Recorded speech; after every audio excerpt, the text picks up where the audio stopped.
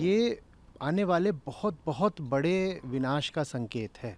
जो हमने अपने लिए लिमिट रखी थी कि 2030 तक भी नहीं होने देना है, इतने एमिशन से उनको रोक करके रखना है, वो तो हमने टेम्परेचर की सीमा 2025 में ही लांघ दी है। 1.5 डिग्री तापमान की वृद्धि बहुत खतरनाक एक आंकड़ा है। क्यों? क्योंकि जो पृथ्वी का औसत तापमान है, जब वो सामान्य से 1.5 डिग्री से ज़्यादा ऊपर बढ़ जाता है तो बहुत खतरनाक किस्म के फीडबैक साइकिल्स सक्रिय हो जाते हैं।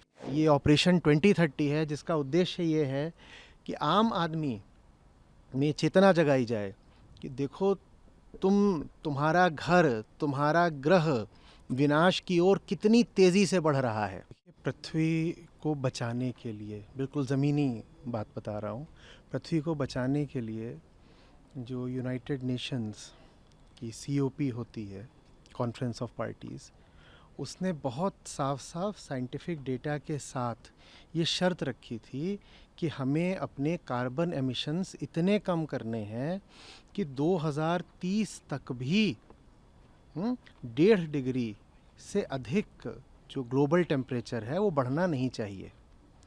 2025 आ गया है और हम जो 1.5 डिग्री का थ्रेशोल्ड था, जो 1.5 डिग्री की सीमा रखी गई थी, हम उसको 2025 में ही लांघ चुके हैं।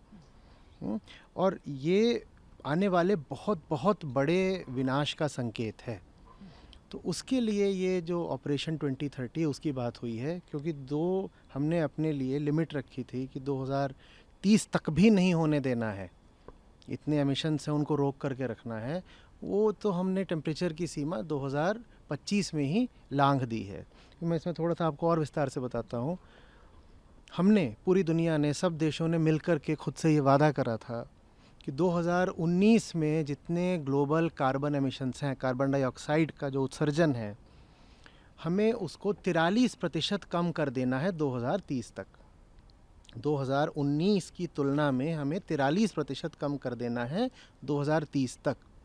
अब 2019 से 2030 के बीच में 2025 तो आ चुका है ना, और वो 43% कम होने की जगह शायद थोड़ा बढ़ गया है, या कि उतने का उतना ही है, या कि अगर कम हुआ भी है तो बस 2% कम हुआ है। तो हम बिल्कुल भी गंभीर नहीं हैं जो हमने खुद से ही वादे किए थे उनको लेकर के। और 1.5 डिग्री तापमान की जो हमने ये सीमा रखी थी, ये हमने यूं ही नहीं रख दी थी। ये 1.5 डिग्री कोई रैंडम नंबर नहीं है। असल में 1.5 डिग्री तापमान की वृद्धि बहुत खतरनाक एक आंकड़ा है। क्यों?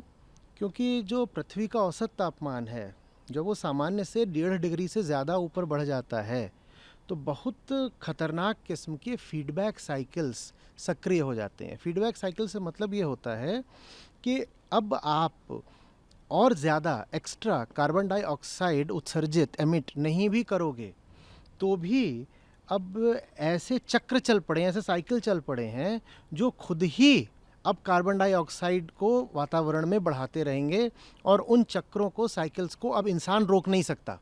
वो सेल्फ सस्टेनिंग है, सेल्फ रीइंफोर्सिंग है। और वो हो गए तो इसका मतलब अब जो इस पृथ्वी का, हमारे ग्रह का तापमान है, वो अनियंत्रित गति से बढ़ता ही जाएगा, बढ़ता ही जाएगा, उसको रोका नहीं जा सकता। जैसे कोई न्यूक्लियर चेन रिएक्शन होता है, तो हम उस न्यूक्लियर चेन रिएक्शन को किसी तरीके से रोकने के लिए कह रहे थे कि भाई 1.5 डिग्री पर रोको, 1.5 डिग्री पर रोको, अधिक से अधिक 2 डिग्री पर रोको। और 2 डिग्री भी बहुत खतरनाक था। और वो 1.5 डिग्री जिसको हम 2030 तक रोकना चाहते थे, वो 1.5 डिग्री हमने अपनी लापरवाही और असावधानी के चलते अभी 2025 में ही हमने उसको लांघ दिया है। और ये देखते हुए ये ऑपरेशन 2030 है, जिसका उद्देश्य ये है कि आम आदमी में चेतना जगाई जाए कि देखो, तुम्हारा घर, तुम्हारा ग्रह विनाश की ओर कितनी तेज़ी से बढ़ रहा है। और गृहस्थ हो तुम्हारे पास अपनी ज़िंदगी है, उसके बाद तुम्हारे बच्चों की ज़िंदगी है। तुम अपने बच्चों के लिए एक ऐसा ग्रह छोड़ कर जा रहे हो जहाँ आफतें ही आफतें होंगी। असल में आप अभी अगर जाएंगे और जो यूनाइटेड नेशंस की रिपोर्ट्स है वो पढ़ेंगे, और रिसर्च रिपोर्ट्स हैं आप उनको देखेंगे, या कि आप सीधे सीधे ChatGPT से भी बात कर लेंगे और उनसे पूछेंगे कि पूरी दुनिया के सामने इस वक्त सबसे बड़ा खतरा क्या है, तो आपको सिर्फ एक जवाब मिलेगा, क्लाइमेट चेंज। लेकिन मीडिया इसको इतना कवर नहीं करता है। आम जनता में ये बात पहुंचाई नहीं जाती है। इस मुद्दे पर आपको न तो टीवी में और न ही प्रिंट में बहुत कवरेज मिलेगी, न इस मुद्दे पर फिल्में बन रही हैं। सोशल मीडिया पर भी न तो इसको लोग डालते हैं, न ही एल्गोरिदम इसको सपोर्ट या प्रमोट करता है। तो ये जो लोगों में चेतना की कमी है ना, लोग समझ ही नहीं रहे हैं कि हम बिल्कुल विनाश के मुहाने पर खड़े हुए हैं। इसको एंथ्रोपोसीन बोल रहे हैं। ये 6th मास एक्सटिंक्शन का दौर है। लोगों को ये बात समझ में ही नहीं आ रही है। तो हम छोटे छोटे दूसरे मुद्दों में उलझे हुए हैं। पृथ्वी पर 5 बार पहले भी मास एक्सटिंक्शंस हो चुके हैं, और वो भी इसी वजह से हुए थे कि वातावरण में कार्बन डाइऑक्साइड बढ़ गई थी। और तब क्या हुआ था कि लगभग सारी प्रजातियां पृथ्वी से बिल्कुल समाप्त हो गई थी लाखों सालों के लिए। हम फिर से एक ऐसे ही मास एक्सटिंक्शन फेज में अब प्रवेश कर चुके हैं। हम उसके मध्य में हैं बिल्कुल, और उसको इस बार कहा जा रहा है, नाम दिया जा रहा है एंथ्रोपोसीन। एंथ्रोपो माने मनुष्य का बनाया हुआ, कि इस बार जो अब नाश आ रहा है ये मनुष्य का बनाया हुआ है। हमने खुद अपने पाँव पर कुल्हाड़ी मार ली है। हम विनष्ट होने जा रहे हैं, और हम अपने विनष्ट होने से पहले न जाने कितनी और प्रजातियां हैं, जितनी भी प्रजातियां, हम उन सबको मारकर मरने वाले हैं। हम ये करने वाले हैं। तो इतिहास हमारे लिए पिछले कुछ हज़ार सालों की ही बात है। आदमी के इतिहास में इससे खतरनाक पल कभी नहीं आया। हम सोचते हैं आज से पहले जो महामारियां पड़ी हैं, बाढ़ है, सूखा है, युद्ध है, ये सब बड़ी बड़ी बातें नहीं, वो सब कोई बड़ी बात नहीं है। जो आज हो रहा है सन 2025 में, इससे भयानक खतरा हमारी प्रजाति और पूरे ग्रह के सामने कभी नहीं आया था। उस खतरे को चुनौती देने के लिए ये ऑपरेशन 2030 है।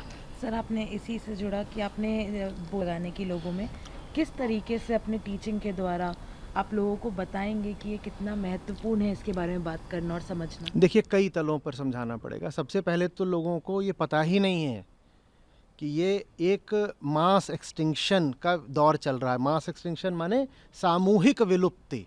हम सब मरना एक बात होती है और विलुप्ति बिल्कुल दूसरी बात होती है। विलुप्त का मतलब होता है कि एक इंसान या एक प्राणी नहीं, आपकी पूरी प्रजाति ही साफ हो जाने वाली है।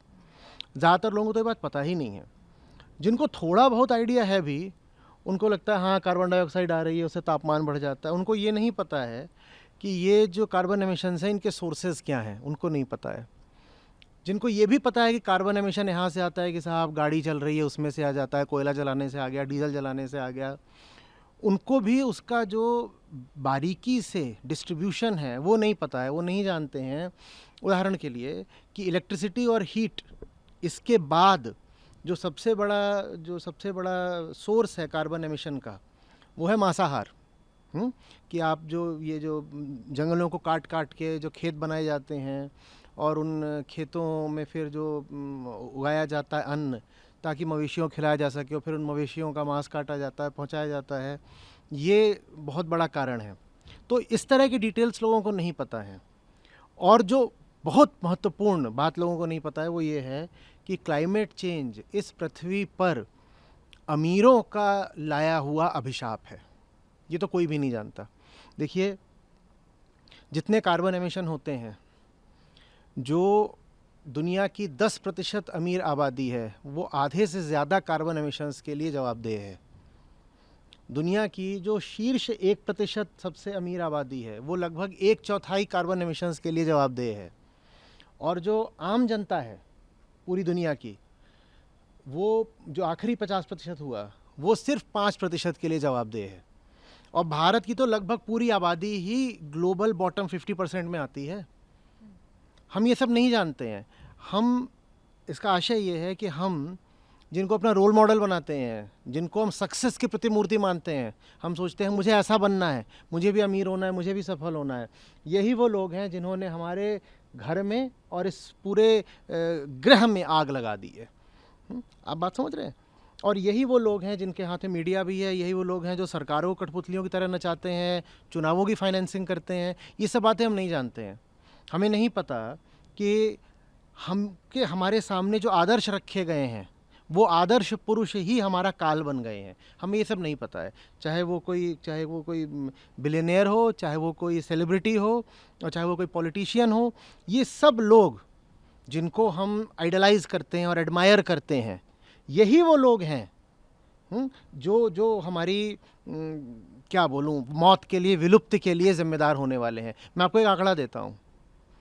दुनिया के शीर्ष 1% अमीर लोगों ने जो एमिशंस करे हैं पिछले 10 साल में, कार्बन एमिशंस, ये लगभग 13 लाख लोगों की मौत के जिम्मेदार हैं।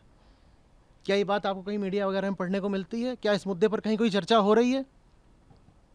और ये जो 1% लोग हैं जो एमिशंस कर रहे हैं, हम इनको कैसे देखते हैं? बिल्कुल रोमांच के साथ, आदर के साथ, प्रेम के साथ, आदर्श की तरह कि कितने अच्छे लोग हैं।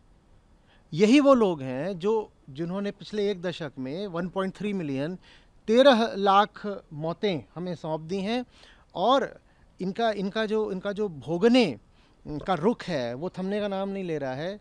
ये अभी और भोगे ही जा रहे हैं और पूरी दुनिया को प्रेरित कर रहे हैं कि तुम भी कंज्यूम करो, तुम भी कंज्यूम करो। देखिए, जो पूरी क्लाइमेट की क्राइसिस है ना, ये कंजम्पशन की क्राइसिस है। और आप और ज़्यादा कंजम्पशन इसलिए करना चाहते हो, भोग इसलिए करना चाहते हो क्योंकि आपको ये दिखाई देता है कि वो आदमी है, वो इतना कंजम्पशन कर रहा है और वो इतना खुश है और वो इतना भला है और उसको इतने सम्मान भी मिल रहे हैं। तो कंजम्पशन का संबंध हैप्पीनेस से और रिस्पेक्ट से जुड़ गया है। और कंजम्पशन को पर्सनलाइज करते हैं, कंजम्पशन की मूर्ति बनते हैं, पर्सोनिफाई करने वाले वो लोग होते हैं। हम आर पार नहीं देख पा रहे हैं, हम बात को समझ नहीं पा रहे हैं। तो वो ये चीज़ें हैं जो आम जनता के सामने लानी पड़ेंगी, और नहीं लाएंगे तो हम जैसी ज़िंदगी जी रहे हैं जीते ही रहेंगे, हमारे लक्ष्य वैसे ही बने रहेंगे, और हम अब एक बिल्कुल समझिए रफ्तीली ढलान पे हैं और बहुत तेज़ी से अपने अंत की ओर बढ़ रहे हैं। ये नहीं कि उसमें अभी सैकड़ों साल लगेंगे, ये मामला अब कुछ सालों का, कुछ दशकों का है। हर साल हालत और ज़्यादा ख़राब होती जा रही है। 2025 मानव इतिहास का सबसे गर्म साल है। इससे पहले 2024 मानव इतिहास का सबसे गर्म साल था, और मानव भविष्य का यानी आने वाले सब सालों का सबसे ठंडा साल है 2025। आशा ये है कि आगे जितने भी साल होंगे 2025 उन सबसे ठंडा है, आगे और गर्म ही गर्म होने वाले हैं। ये हमारी स्थिति है, पर कान पे जू नहीं रेंग रही लोगों के।